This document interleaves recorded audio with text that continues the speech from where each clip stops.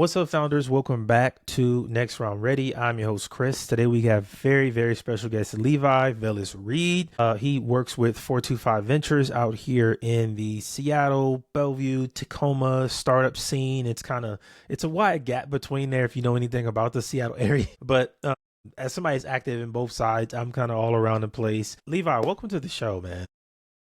Thanks, Chris. Appreciate the invitation. So before we get started into this, I always like to ask these kind of questions of like, what got you into the startup world? I think anybody that works in startups, venture capital, anything like that, it takes a different kind of person. So what got you into the space? Just a little bit of insanity. Well, early back growing up, both of my parents are small business owners. They still are. And so I think it was kind of in my blood to start. I had a small marketing practice myself in my 20s. And mostly I worked with small businesses and startups at that time. This was back in upstate New York in my hometown.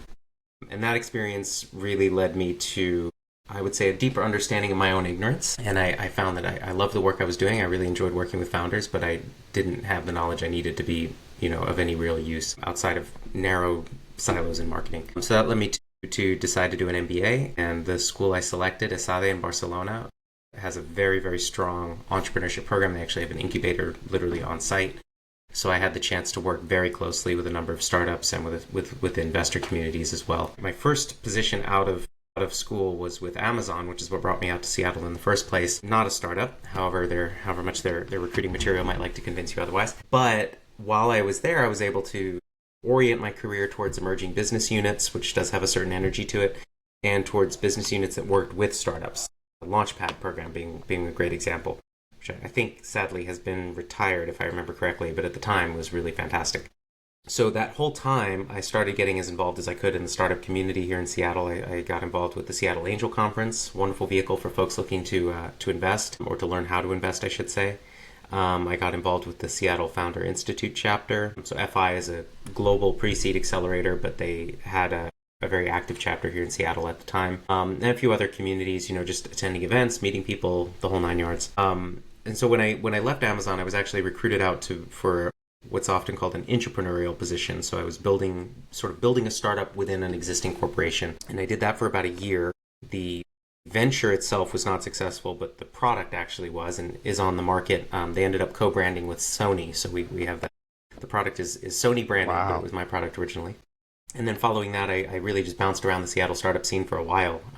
Was involved with FI. I ran the Creative Destruction Lab at the University of Washington for a little bit. I worked with a couple startups, worked with a VC fund. And over the course of a couple of years, things kind of coalesced into what I'm doing right now, which is a collection of projects, essentially, that together ladder up to essentially a full-time job working in the space. So that's what I've been doing for a couple of years now. It's been a lot of fun, frankly.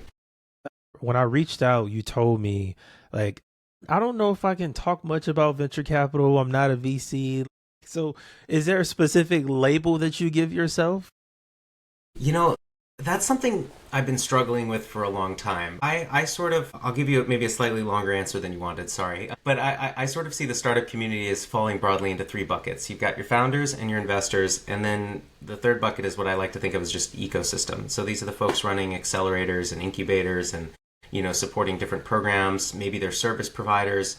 Maybe they're folks with, law firms, and they're the person at that law firm who works with the startups and just is involved in the community. Sort of this nebulous middle ground. So that's really where I put myself. I would say between the two at this stage of my career, I'm more on the investor side of the spectrum than the founder side. I don't know that that's a permanent positioning, but that's where I'm at right now. But I put myself more in the ecosystem community because what I found is I enjoy working with ventures, but I like I tend to go for breadth over depth in terms of my work. And so I like working with a multitude of founders as opposed to going deep on a single startup as an employee or a founder right now. And on the investing side, I enjoy that, but sadly, I don't have enough capital to independently be an investor myself of any real magnitude. And I'm not currently interested at this point in my career in being a full-time investor as, part of a fund. And so that's really just part of what I do too. So ecosystem enablement, maybe, for lack of a better word, something along those lines is where I put myself. Yeah, I run into a lot of people. I call those kind of people like operators because they help the startups kind of in a lot of different ways, have a lot of different value, insights, skills over the years from working with so many different companies. Sure. Do you have a particular company that you work with in the past that just every time you think about it just makes you smile, one that you just love to work on? Oh yeah, absolutely top of mind. I'm still working with them. It's a really, really wonderful consumer goods company. They're called Sentient. They're based out of Mexico City. The founder is frankly one of the most impressive founders I've had the pleasure of working with. She's really incredible. And basically what they're doing is making really, really premium non-animal based leather accessories. So they're using a wide range of next generation materials to produce some just really gorgeous products. I remember their products myself. Very high quality, really beautiful. The way the company's built, very heavily values and mission driven. And they're just doing some amazing things around, ecosystem support, environmental support. Obviously, there's the animal welfare and animal cruelty angle. There's a huge, climate change argument to be made for the business model. But the way that they're coupling a focus on human rights with environmental concerns and building this really incredible business with a really, really wonderful product all at the same time is just very impressive. I feel really privileged to have the opportunity to work with them because it's a way to kind of express my own values in my work, which I appreciate. And so I'm an advisor, for lack of a better word, with that company, but I've gone as far as helping on marketing campaigns directly, drafting copy, really wherever the founder needs support. I just love working with them. That's such a unique space to be in when you're one of these, again, I call them operators that can kind of input your insight and skill set wherever you go. In terms of the local scene here in the Seattle area, what's your focus here right now? Well, I do a few things like I mentioned, but I would say my biggest area of focus right now is the Startup 425 program. Very, very interesting initiative, and one of the reasons it's one of my biggest focuses at the moment, or my biggest focus, is because I've just been given a really incredible opportunity to build something, with in accordance with kind of my own vision. I've been given a lot of leeway here and some really great resources, which I tremendously appreciate. So the Startup 425 program is a really interesting initiative. It's backed and funded by a group of 6 cities on what we collectively call the East Side. So if you're not in Seattle, that's basically a whole group of cities on the east side of Lake Washington, part of the greater Seattle metropolitan region, but not Seattle itself. The administrating city is the city of Bellevue, and so in my capacity as a director of this program, I'm an employee of the city of Bellevue.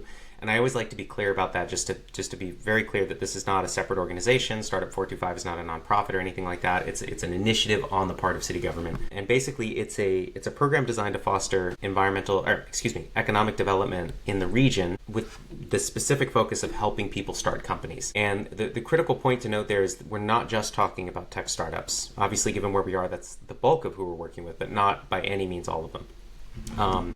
We've had everything from your classic enterprise B2B SaaS all the way to soap and candle maker retail shops and everything in between. So as you can imagine, one of the big challenges with this program is figuring out, with the resources available, how to develop programming, educational networks, other forms of support that are flexible enough to accommodate this wide range of different companies and business models, but precise enough to actually be meaningful. And so there's a number of ways we do that, but the area that I specifically have built out and operate right now is our accelerator program. And so that's a program we put on. We licensed the curriculum from the Founder Institute, and then we've modified it slightly to create 2 separate tracks. We have one track for what we call our venture scale startups and one track for what we call our traditional businesses. And there's some nuance there, but the main distinction is what funding source they're planning on seeking. If they're planning on going for equity-based financing, venture scale. If not, traditional business. So we're in cohort 3 of that right now. We've graduated about 40 new companies to date. We're expecting another 20 or so from this cohort, and we'll be doing 3 more cohorts through the end of 2026 before we renew the contract and figure out what the schedule looks like after that. So that's been very, very impactful and something I'm really excited about. I've wanted to develop an accelerator that could support non-venture scale companies for quite some time, and this has been a really fantastic opportunity to do exactly that and prove out the concept. I think the venture scale companies here in the area, they get a lot of attention. I think they get a bulk of the attention. And absolutely. I know a bunch of, VC people, investors who only work with the venture scale companies. So it's good to see the other side kind of getting some help. What's the main thing you want to work on with those other companies that may not be venture scale? I would say the vision here, like you said, Chris, the resources that are available are heavily weighted, I would argue, towards venture scale companies. And that's not just funding, that's, just education, networks, general support, right? Now, when it comes to funding, obviously that's pretty specific. If you're not a venture scale company, you're not going to be seeking venture scale funding. But all of the other things that tend to go along with that in practice, the legal help, the accounting help, the networks, the business support, the advisory expertise, those don't have to be tied to venture funding. They just are. And I would argue there's a variety of historical and cultural reasons for that. And you know, a lot of people who get into the space feel that venture scale companies are more interesting. For me, that's not the case. And I would argue for a lot of folks, it's maybe born out of a misperception than reality. But be that as it may, that's the situation right now. And so my goal really has been to figure out ways that we can capture some of that expertise that's being made so readily available for the venture scale companies and channel it towards some of our traditional businesses. And that's really the goal of this program. And so one of the reasons it's been so rewarding is because we've been able to pull together just an absolutely phenomenal mentor community who are strictly volunteers. And this is critical because the FI curriculum is heavily mentor driven. And those mentors are making their time and expertise available to all of our founders, right? Not just the venture scale founders. And so we kind of created this on-ramp that allows the traditional businesses to access this whole world of professional resources for free that otherwise they likely would not have been able to reach, to access. They would have been essentially walled off by virtue of the fact that they're not planning on seeking, venture financing. And in most cases, their business models are pretty immediately, obviously not venture scale, right? The other thing that's been really rewarding about this is that, and I think anybody who's been in venture for any length of time would likely agree with this. There are a lot of companies and a lot of founders who are attempting to build a venture scale company by their own admission, by their own intent, but the business model itself is not venture scale. It's not the best solution for them. And that is in no way, shape, or form a knock on the company. Can we get an example on that? Because I 100% agree, but I want to hear your example on that one. Because I think everybody wants to go after venture capital because I think it sounds really good to be in a headline and say, we raised X amount of dollars. Exactly. But sometimes I think bootstrapping is the best route. Yes, more often than I think a lot of people realize. But many founders are hesitant to do it in many cases because they realize they're going to lose access to a lot of these resources and they don't want to. The biggest example I would say that I see is generally service-based businesses. So it's professionals with deep expertise, often in very nuanced areas, very specific areas, recognizing that businesses out there, often very large enterprise businesses even, are in desperate need of their expertise. And these are folks who realize that it just makes a whole lot more sense for them in terms of the lifestyle they want, as well as economically and financially, to operate independently as opposed to trying to be an employee. The problem is that business, while it can be immensely successful to the point of being life-changing for an individual and their staff from a financial point of view, it's not venture scale because it's dependent on human input. So it can't scale exponentially. It's always going to scale linearly, right? Unless they try to find a way to, productize their offering in a software piece or something along those lines. And so a lot of these folks, they look at it and they say, hey, this could be a multi-million-dollar business. It's going to be fantastic. And in many cases, they're confused when VCs aren't interested and don't want to talk to them. And often it's because there's an enormous gulf between a moderately or even phenomenally successful business and the kind of exponential growth that one needs to see for a business to be venture scalable, right? And for a lot of first-time founders, that's not an intuitive thing for anyone to understand. And a lot of first-time founders don't fully understand that themselves, and so they get a nasty surprise when they go to seek VC funding. I would argue that it's honestly worse when a founder is actually able to secure equity-based funding in that situation, maybe from an angel who doesn't know any better, or maybe from an early stage VC who thinks they see an opportunity to convert the company to venture scale later on. Founder, in many cases, without really fully realizing what they've done, has essentially committed themselves to a growth pattern, a track that they aren't actually seeking. Yeah. So one of my first questions to founders, and I would argue one of the most important, maybe the most important, when you're planning how you want to build your company and thinking about funding sources, is when do you plan to sell, right? And if a founder comes back and says, if they say, oh, I don't want to sell this company, well, we've just written off VC funding. That's no longer an option. That's not something you want to consider, because as soon as you've accepted equity-based funding, unless you have some very, very special arrangement with your investor and clear communication, you have just committed to an exit, ideally within 10 years, 15 at the most. And any VC at that stage is going to push you to take bigger and bigger gambles in the hopes of getting a big payoff, even if it means a higher probability of your company failing completely. And a founder needs to understand that going in. This is not a bad thing, but it is a bad thing if it's not what you intended. Yeah, and that idea of an exit strategy is something I've heard from other investors that you should have up front. If you're just any old business owner, I think having that exit strategy is super important, but like you said, it's even more important when you're in a VC world because they want to get their money back. Like they didn't just give you the Exactly. money to not get anything back. And I don't think enough founders really study what venture capital actually is. So there's like a I agree. disconnect because they I don't agree. really know anything. Yeah. That's why I have this show, man, to just give this information. So we talked That's a little bit about fantastic. the bootstrapping side. Let's go to the VC side a bit more. Yeah. What's something you enjoy about the VC world, about people looking at you as an investor and having that kind of, I guess, status? I really appreciate the way you phrased that question because I think it's very important, especially in the early stage startup community. Being seen as an investor can be a little bit intoxicating, I think, for a lot of people. And that creates a big problem for founders because now they have to sift through the actual investors and the wannabe investors, right? So you wrote a $2,000 check one time to a startup. Yeah, you're technically an investor. But for the purposes of any founder reaching out to you, you are not an investor, right? You're not realistically going to be writing them a check, and if you do, it's going to be too tiny to really matter at all. So one of the things I always like to be very upfront about with founders, if I'm having a conversation related to investment, and any founder who's cold reached out to me on LinkedIn will have gotten this response, is they should not be looking to me for investment. Now, that's not to say I don't invest. I do. But there's two very, very important caveats to how I invest. One is I write obnoxiously tiny checks. And what I mean by that is that a check of my size is going to be more trouble than it's worth unless I'm participating in an SPV. We're talking less than $5,000 here, right? 5,000 is my max. So I'm not someone that a founder should be pursuing for an investment. I'm a waste of time if they're pursuing me for an investment. I will only invest if the founder's raising an SPV because even if the founder doesn't appreciate it, I know that my if I'm an independent line item on their cap table, there's going to come a day if their company's successful and they're raising more where they're going to go, man, I wish I hadn't done that. This guy's a pain in the butt. So I don't want to be that. So I want to invest in the SPV.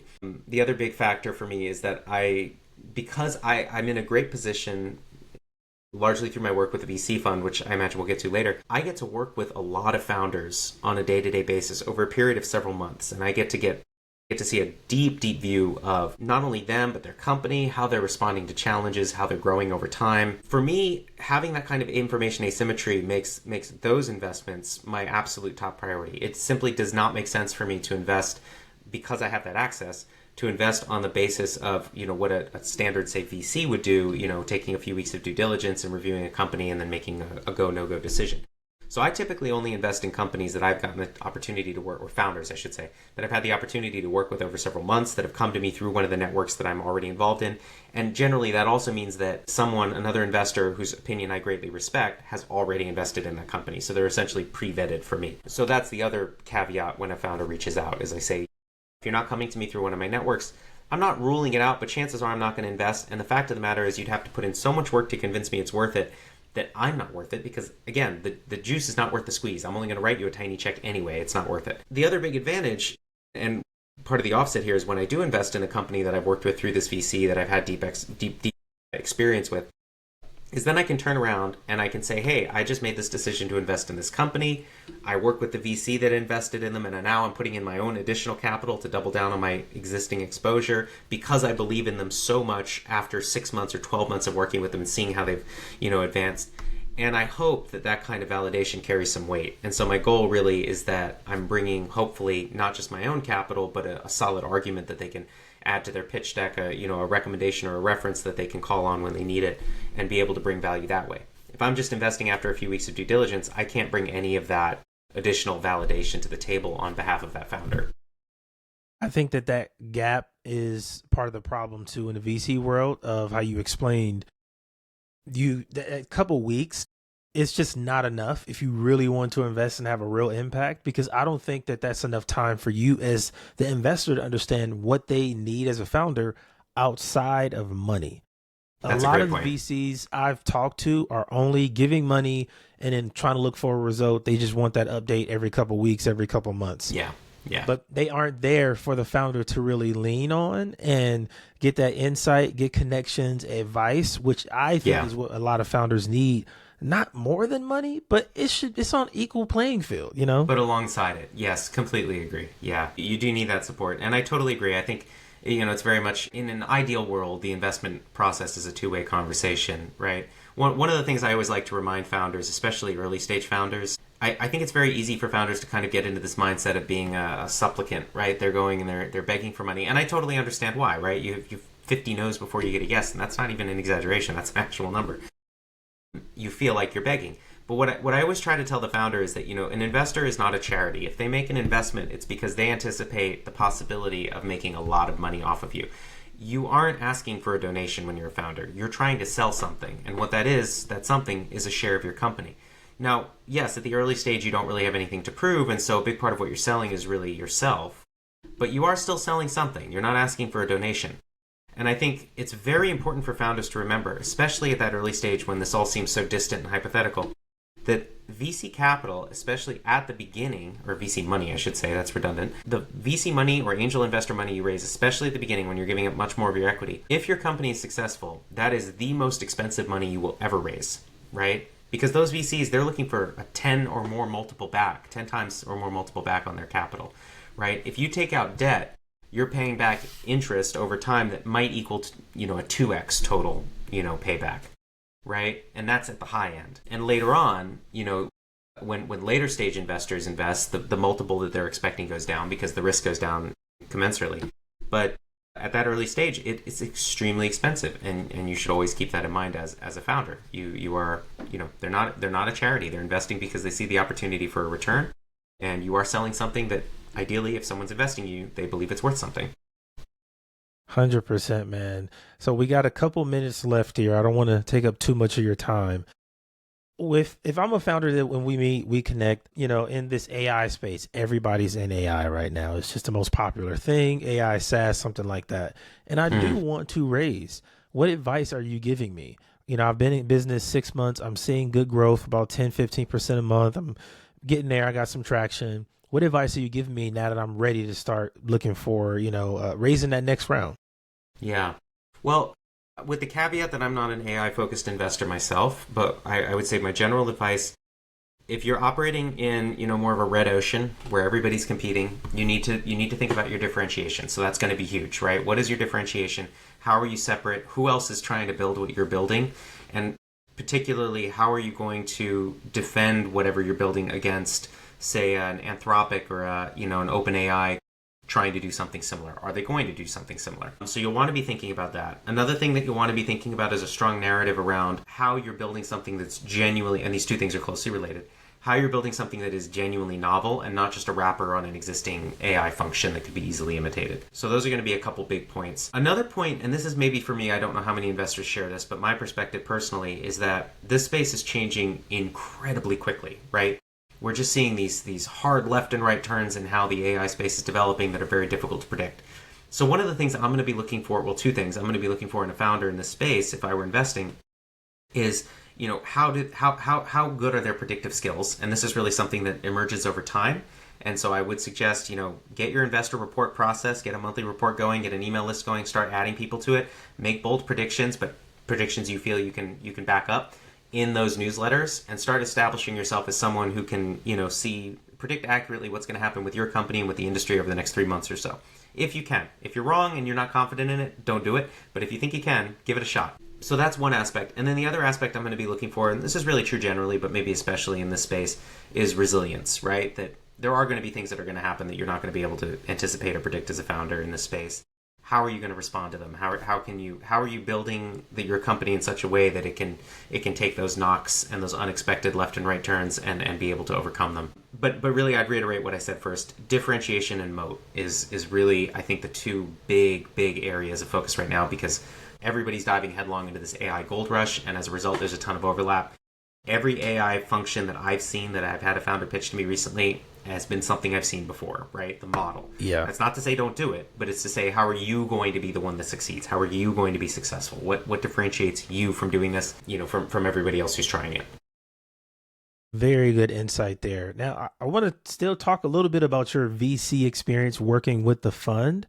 Yeah. Because I think after talking to hundreds of founders myself now, I realized that most founders don't study venture capitalists, even though they want money from them. It's the weirdest thing to me. It's like, if I want your money, I'm going to know everything I can about the space in general, and then maybe a specific vertical, right? So, Yeah. for example, if I'm a founder in the healthcare space, I'm going to know about venture capital overall, and then who are the top 20 VC firms in healthcare, and then who are the top 5 to 10 maybe in my area. I think Yeah. that kind of specificity and focus could help a lot of founders. So, from your experience working in the VC fund space, what's some advice you can give to the founders? Because most of them are just going blind, honestly. Yeah. Well, one thing I would add to what you were just saying, Chris, because that's a great way to think about it. Another way I would think about it is sort of a more of a lateral approach, which is, especially if you're looking in your own region, look up some other startups that are further ahead than you in more or less, a similar area. Ideally, not direct competitors, but similar, area. You're doing, biotech. See if you can find some other non-competing biotech companies, startups, and then look at who invested in them, and then reach out to some of those investors too. But again, do your research first, even just a little bit. And when I say a little bit, I mean a little bit. I cannot tell you how many connection requests that are sort of a soft pitch, cold outreach from founders that I get, which I have no problem with, to be clear, on LinkedIn. What I have a problem with is if you go to my LinkedIn profile and you read my little About Me section, I have detailed instructions that I've specifically called how not to have me reject your connection request. And the majority of them hit one or more of the things that I specifically ask people not to do, right? And that's just a simple little thing for me, right? If I'm just getting that mass, I'll be honest with you. The reason I wrote that, I know nobody reads it. The reason I wrote it is just so that I don't feel guilty when I decline those connection requests. But occasionally, I'll get someone reach out and it's clearly, a human. And they say, hey, this thing you did was really cool, or I saw you at this event, I wanted to connect. And to those people, I'll respond, I'll connect, and I'll say, hey, if you're looking for investment, you're barking up the wrong tree, and here's why, what I just told you. But if there's another way that I can help, let me know. Let's have a chat, right? And I've had some really fantastic conversations come out of those types of connections. So yes, I completely agree. So what I always tell founders is, look, first and number one best bet is get some warm intros. Do your research, find some VCs. When I say do your research, this is not a particularly intensive process. Geographic restriction, industry restriction, maturity restriction, right? Do they invest Series A and you're raising pre-seed? Probably not worth talking to them just yet, right? But you're just looking for alignment on those things. And then some investors have a few other characteristics. Maybe they want to invest in certain types of founders or what have you, right? When you get that hit list, now start looking for shared connections. Look for warm intros, anything you can get. Shared companies in common, communities, shared, school, education, whatever. Do what you can to get a warm intro. Spending an hour to get a warm intro to reach out to one company, to one investor, I would argue is time better spent than spending that hour doing 10 cold outreaches or even 20 cold outreaches. Just the likelihood of getting a response is, I would say, orders of magnitude higher to get a warm intro. Not that I'm saying you should spend an hour on every single one. I'm just saying it's a better use of your time than sending out 20 cold outreaches. So that's number one. Spend your time trying to get warm intros. If there are investors that you really want to connect with that you think would be great and you can't get a warm intro, send a cold outreach, but try to tailor it a little bit. Maybe even go so far as to see if they might be at events in the area and you could just bump into someone in person. If you absolutely must, sure, mass email right to lists, but recognize that out of 1,000 of those, you might get 3 hits, right? It's just not going to be, it's not going to be a lot. It usually doesn't work. I have yet to meet a founder who that's worked for. You just become spam. And when people do see your name, you're like, oh, you're the person who sent me that email. And that just, I think it kind of ruins your reputation a bit if you become known for spamming like that. Yeah, I agree. You want to be careful. You do it a few times, it's not going to be a reputation breaker. But if you do it a lot, it could be a risk. So I wouldn't risk that. And then the other thing I would say is just when you do the outreach, you should consider probably the first 20, and I'm serious, 20 pitches as essentially your tuition. So prioritize accordingly. Now, if you get a connection, you get the intro and it works out with a top, VC that you just, or an investor that you really want to connect with, I'm not saying to decline it because you haven't done your 20 pitches yet. Go for it and do your best. But in general, when prioritizing, try and start with your first 20 or so should be ones that are a good fit, but maybe they're tier 3 for you. They're not really your top choices for whatever reason. And just go in and just, expect it to be, not that I'm saying it's going to be a miserable experience, but expect it to be a miserable experience, right? You're going to get more comfortable. You're going to learn how to pitch. And then those first 20, they're probably all going to be no's. Maybe you'll luck out and one won't be, but anticipate they're all going to be no's. The next 20, you'll get better. They're probably all going to be no's too. After that, now we're going to start looking for the yeses. And the reason I like to be really clear about that is that I've spoken to so many founders who say, oh my gosh, I don't know if my company's viable. Nobody wants to invest in me. And I say, oh, that sucks, right? How many people have you talked to? And they say, oh, I've had 15 pitches already. And I go, oh, yeah, no. Nobody's saying yes. You are totally normal, right? If you've done 50 and you're still getting no's and no sign of positivity, then I'd say, okay, yeah, maybe we need to rework something here. But if you've done 15, 20 and they're all no's, that's just how it is. That's everybody. Don't stress that. And then the other big piece of advice that I like to give to founders in general, understand how VC works, how VC math works, and what investors' motivations are. And this is honestly one of the biggest topics of conversation I have with new founders. So I'm always happy to have that chat and share my perspective. But in general, you want to understand that the motivations for an angel investor versus a VC are pretty different. An angel investor, different. Very Massively different. An angel investor is investing according to whatever the hell they want, right? It's their own money. They maybe have a spouse they're talking with, right, who they need to get agreement on. Maybe they invest in a group and there's going to be a group opinion and then group think. A VC, you need to understand, is not independently, can't independently, even a solo GP can't really quite independently invest in you in a pure sense, because they're beholden to their LPs, their limited partners, whose money they are a steward of, right? So they have to invest according to the agreements that they have with their LP. But the important thing to realize is that, in the back of the angel investor's head, you have no idea. Maybe this is mission driven and they just want to invest. I have one or two companies I've invested in where I've gone, I don't know if I'm getting this money back. I mean, I believe in the company, but I'm not investing for a profit here. I'm investing because I believe in the mission, I believe in the founder, and I want to support it. Right? Yeah. A VC does not get to invest that way. A VC has to invest for a return. But a VC, in the back of the VC's mind is, if I lose this money, how do I explain it? Do I have a good narrative? Right? That's something they're going to be thinking about. An angel investor doesn't need to explain that, right? But a VC does. They need to have that narrative. Furthermore, if you're talking to an emerging manager, which if you're an early stage founder and you're talking to a VC as opposed to an angel investor, there's a good chance you're talking to an emerging manager. So they're still on fund 1 or fund 2, right? And they're probably quite small. So that emerging manager, unless they're literally still in the process of raising fund 1, is almost certainly thinking not about your long-term return. That's not their top priority. They're thinking about raising fund 2 or fund 3, right? And so they need to think about not just your long-term potential as an exit, but also what are you going to do in the near term, and are you going to make them look good, right? So that's going to be part of the consideration as well. And they could have many other motivations that they're thinking about too. So it's just very important for founders to understand that VCs are not operating independently, right? They have to consider this story that they're telling to their LPs, and that's going to be a big part of it. And then, of course, that's compounded if you're talking to a firm that perhaps has multiple GPs, or maybe you're talking to an associate, and there's a GP they're going back to. So if there's going to be multiple people they're talking to, one of the things that becomes very, very important, and even a solo GP typically has advisors, so this is still going to be important, is you need to construct your pitch and how you communicate information in such a way that that person that you're talking to can turn around and accurately communicate the pros and cons of your investment opportunity to somebody else when you're not there, right? And so that's something that I think especially technical founders often really struggle with. So very important to think about that too. I 100% agree on that one, because you have to think about their vision, and it's not just about the right now all the time, but it's also not just about long term. You really got to understand where they are. I got to ask you this. Do you think it's a bad question for a founder to ask if they're raising fund 2 or if they're on fund 3 or what their priorities are as a VC firm? I don't at all. I think that's a great question to ask. Maybe depending on the vibes, maybe not in the first conversation, and I'm not sure it's helpful information really. This could be, a lot of people disagree with me here, right? So this is contentious. My take: if the conversation is going really well, there's a good connection, you feel comfortable with the investor, I think it's totally fair to ask in the first conversation. If not, and there is a second conversation, totally fair to ask. I would definitely ask it at some point if it's not already clear.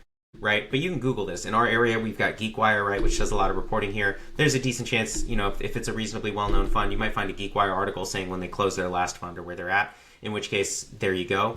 But you might even still bring that up in the conversation. Hey, I just saw you close fund 1, congratulations, where are you at in terms of thinking about fund 2? But this is very important for a founder to know, because where they're at in the process is going to dictate how concerned are they about raising their next fund. Yeah. And it's also going to tell you as a founder how much, likelihood is there of follow-on capital. Because here's the problem. Sometimes you get into a situation where you're coming in right at the tail end of the fund, and they're just looking for whatever reasons on their end for how they're constructing their portfolio to make a couple last shots on goal. But perhaps they don't actually have follow-on capital reserved for those additional investments. This is, not typically great portfolio management, but it absolutely happens. Now, the problem that you run into there is, now you might say as a founder, well, that's okay, I'll find other investors. but it can look really bad, especially if you're at an early stage. This might be the only VC as opposed to angel investors that you get on your cap table in this round. Now you go to your next round and the only VC on your cap table declines to follow on. That can look really bad, right? Even if the reason is just because they didn't reserve enough capital to do it. Now, is that enough reason to decline the funding? Maybe not, but you might want to think very carefully about it, and maybe it is, right? If it's make or break for your company, no, take the funding and figure the problems out later. But if this VC maybe would put you into oversubscribed territory, maybe not, right? And even if it does, just something helpful to be aware of, because now you know your pitch for the next round, you're going to have to talk to that point. You're going to need to come up with a good narrative around it. Why is this VC not following on? Get ahead of that and be sure to own the narrative. Man, this was really good. We got a little into the weeds at the end, guys, but trust me, this is the information that you need. This is what you have to know if you want to get funding. Levi, thank you so much for being a guest, man. This was really high quality content, man. Thanks, Chris. I really appreciate that. Super fun and really appreciate your questions. This was really enjoyable. So you said the founders can reach out on LinkedIn, right? I don't want to send any spam your way.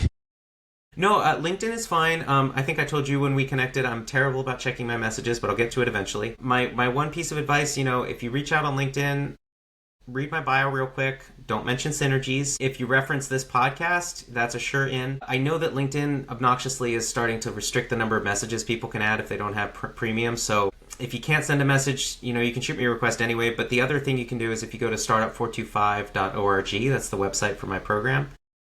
And if you drop a note in through there, it'll usually find its way to me at some point.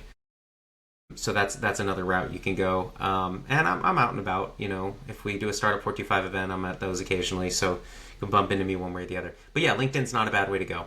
Just if you can, include a note, let me know where you're coming from, and don't say synergies. Hey, thanks again. This was great. Thanks, Chris.